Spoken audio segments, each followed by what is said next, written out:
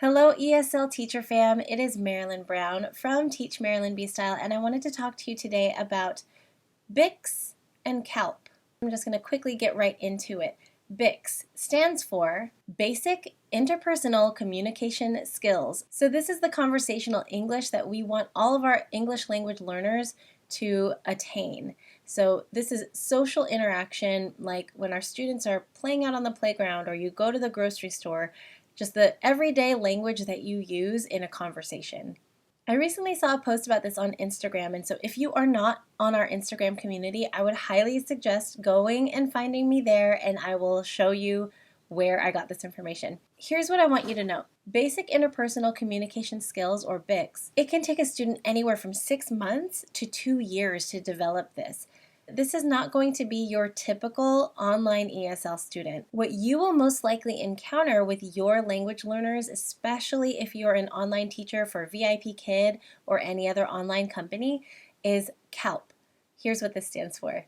Cognitive Academic Language Proficiency. So for VIPKid teachers like me, you'll know that our lessons focus a lot on academic vocabulary and use of the English words in a lesson. So when you're teaching a lesson and you notice there's some vocabulary, some reading, some phonics, and then some math or science or history, there's going to be all different subjects that are present because we are trying to show our students how to navigate the academic world in English.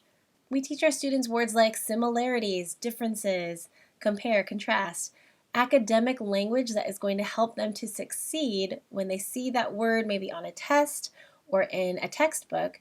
They'll know what to do with those academic words. Studies have shown that it actually takes about 5 to 7 years to gain academic language proficiency. So be patient with your students. This is not an easy task, especially if it is their second or third language. If you are an online English teacher, you've probably already noticed that our lessons are geared more towards academic language proficiency. And because of that, you'll notice that our students are most likely more able to navigate in those academic words, or they can conjugate verbs properly in whatever tense they're supposed to use. However, if you ask your student, "How are you today? What did you do?"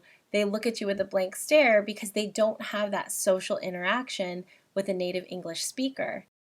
Have you ever had a student that just wants to take up the entire class time with a conversation? Like, you have a question or you're like, "Can you read this passage, please?" And they just want to tell you, "You know what, I was outside with my granny yesterday and I made snowballs with her and then I had that student this morning. And I always leave really detailed feedback commending her for her excellent conversational English. What she really needs to work on is the academic side, using correct grammar, syntax, usage, conjugating her verbs properly, and matching them with the correct subject. But as far as the social or conversational English goes, she's actually doing really well. But that's not typically the case. Most of my students, and I'm sure yours are like this too, have been exposed to the academic side, but they have a really, really hard time with the social side. You have a unique opportunity for just 25 minutes to have actual conversations with your students. One thing that might really help is typing out your questions and answers in the chat box. You want to be able to provide all the tools that your students will be able to use in order to become successful. For example, giving them written out questions in the chat box is one way of showing them, this is a question that I'm going to be asking you throughout these lessons. There are so many ways that you can scaffold for your students, and I will be creating a video about that soon. But in the meantime, use this basic information. Use what they already know as the foundation to build up a little bit higher. Don't have unrealistic expectations for your student. It's your job to see where your student is, meet them there, and then build them up step by step. One thing that's really helpful about this information, BICS versus CALP, is how you can communicate this to the parents. So if you let parents know, the reason I talk to Bao Bao for 2 full minutes at the beginning of class is that I want to improve their conversational language skills. There's a professional and educational reason that you are engaging your student at the beginning of class, not just to build rapport, not just to get to know them, although those are great reasons too, but also because it's helping their skills in conversational English. It helps their listening skills, it helps their speaking skills, and you are providing that framework for them to have actual conversation with other English speakers. And of course, you can also differentiate and say, in addition to the vocabulary, we also learn the academic language same,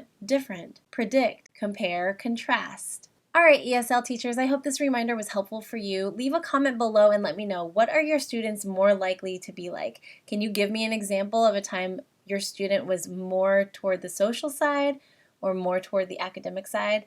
I would love to hear from you. So leave a comment below. Don't forget to like and share this video, and please subscribe to my channel, and I will see you next Monday. Happy teaching, fam!